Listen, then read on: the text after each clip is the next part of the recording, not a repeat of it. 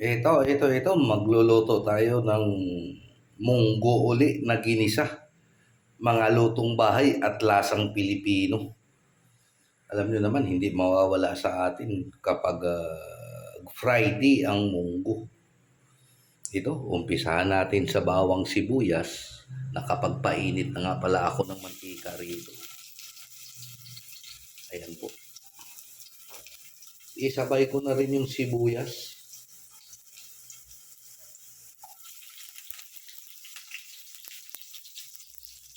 Ito nga pala yung mga ilalapat natin sa ginisa natin na munggo. Mayroon tayong chicharon, mayroon din tayong smoke na galunggong, hinimay-himay ko na pati yan, at saka bulaklak ng kalabasa, at saka kulitis sa Ilonggo. Spinat ata yan sa English.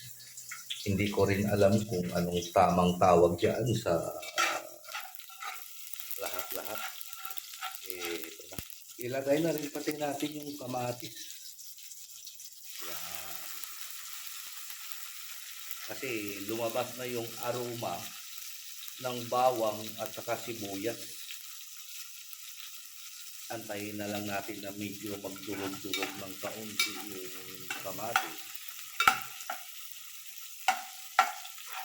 Ilalagay na rin pati natin ito si smoke na galunggong. Ayan.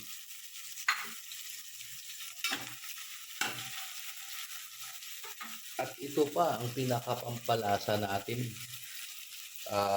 Kaunting bagoong isda, igigisa muna siya natin.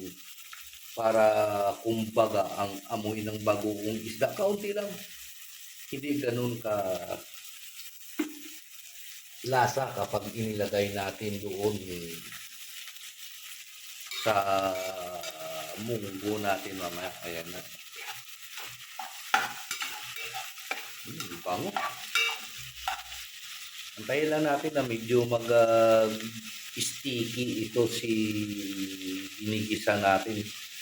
Tapos ilalagay na rin natin yung nilaga nating munggo. Ayan na nga po pala. Mga kalutong bahay at lasang Pilipino. Lalagyan ko na rin pati ito ng pampalasa, asin at saka kaunting dinurog na paminta, kaunting bitsin para maglalasa na ito sa mga ginisa natin, at saka kaunting magic sarap. Siyempre hindi nawawala ito si magic sarap. Titikman na lang natin mamaya yan kapag medyo mailagay na natin yung munggo. Ayan na, medyo nagmantika na yung ginisa natin na sibuyas, bawang at saka yung smoke na galunggong. Ngayon, ilalagay na rin natin pati ito si munggo para maglasa. Antayin na lang natin yan na kulo uli. Mamaya, ilagay na rin natin yung mga dahon-dahon natin at saka yung chicharon. Yan ang pinakadabis. Go! Let's go, let's go, let's go! Ay, ito, kumulo na yung munggo natin. Ilagay na naman natin si chicharon. Antayin na lang natin na lumambot yan. Dinagdagan ko na ng panlasa. Depende naman sa inyo yan kung ano ang taste nyo. Pero nagdagdag din pati ako ng kaunting patis. Maya-maya lang kapag medyo ito si chicharon na lumambot na, ilagay na rin natin ito si bulaklak ng kalabasa at saka si spinat, kulitis sa amin kung tawagin sa mga Ilonggo. Ito, lumambot na yung chicharon na ilagay natin. Pwede na natin ilagay ito si bulaklak ng kalabasa at saka si kulitis. Tayo na lang natin maluto. Ready to serve na yan. Ayan po. Wow, ang sarap.